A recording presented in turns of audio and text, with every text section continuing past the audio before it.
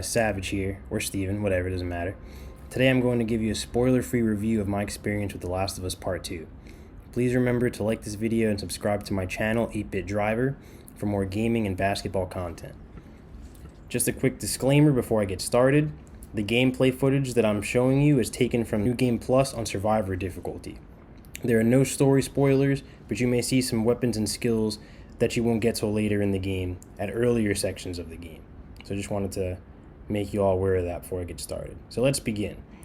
The Last of Us Part 2 is easily the best game that I played this year, besides Persona 5, but I'm a little biased.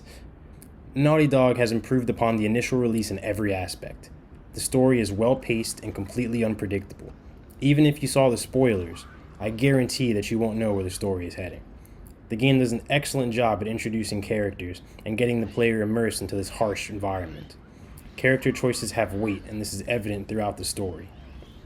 This is all I'm going to say about the story, because the game will not have the same impact if I start talking about story events and what happens. Also, I'm not a douchebag. Moving on.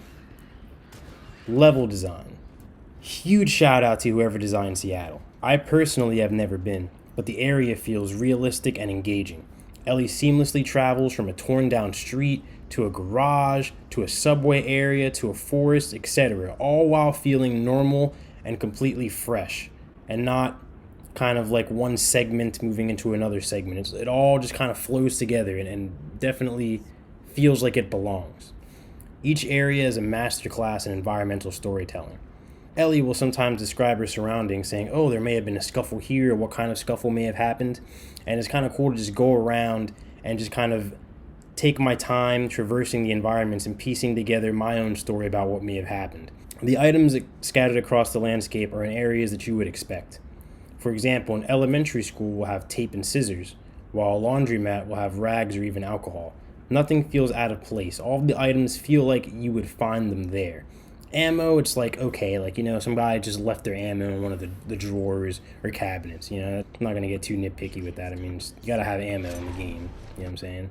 There are plenty of collectibles to scratch your collecting itch. Ellie still collects rare trading cards that she finds of superheroes, so be on the lookout for that, and also look out for little papers and pamphlets that kind of show you little stories of people that have been in the area, what they wrote down before, eventually dying or having to run away and then just leave the paper there or whatever it is.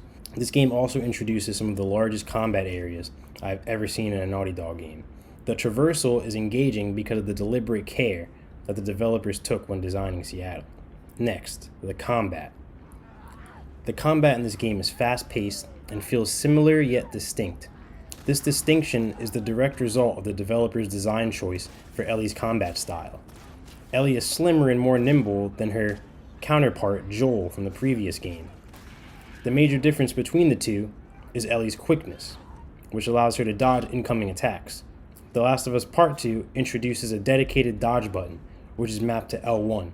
Tapping L1 and moving the left stick in a certain direction will allow Ellie to dodge out of the way. This dodge takes time to get used to, and is not as spammable as one might think. The combat is focused on the fluidity of Ellie's movements, sliding through little segments of area, crawling under beds. You can slide through walls to kind of escape from infected, and if you want to kind of lead them through a wall so it makes you line up a shot easier.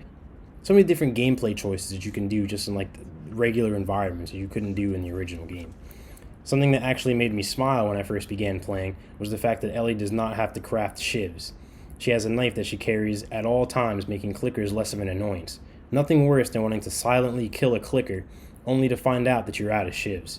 Thank you for that, Naughty Dog. The game challenges you to use every tool in your arsenal, and ammo is perfectly balanced on hard difficulty. There are no trophies tied to difficulty level, so I found myself upping the ante for moderate about halfway through. I found items in abundance on moderate difficulty. The AI also gets smarter on harder difficulty, so keep that in mind. Tailor the experience to suit you. I found in my experience playing on Survivor difficulty, the AI would do things that I had never seen them do through my original 30-hour gameplay. The stealth. The way I played The Last of Us is the way I played every survival horror game ever. I sneak around the environment to silently kill enemies and conserve on precious resources. I will only engage when absolutely necessary. One of my favorite aspects of the stealth gameplay is how seamlessly and realistically you're able to engage and disengage. The Last of Us Part 2 has the most responsive AI I have ever played against. The stealth gameplay shines in moments after your initial discovery. You take out a few people, get noticed, and then find a way to hide again. This is the moment that you have to utilize every aspect of stealth this game has to offer. The AI will not forget that they saw you, and members will come form a circle around the perimeter of an area you may be hiding in.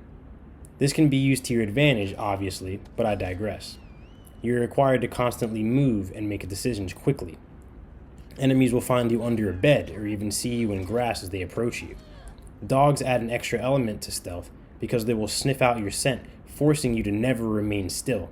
If you remain still, the dog will obviously start barking and you'll be alerted to your presence. I found myself crawling and crouching in almost every area of certain combat zones, which really don't feel like zones at all.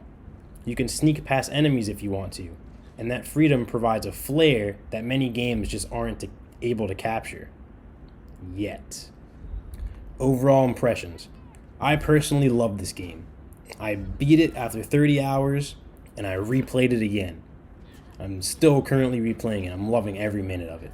I encourage anyone who enjoys third-person action games or survival horror games to check it out. The story and gameplay elements are interesting enough to keep you engaged throughout your 30-hour journey through Seattle.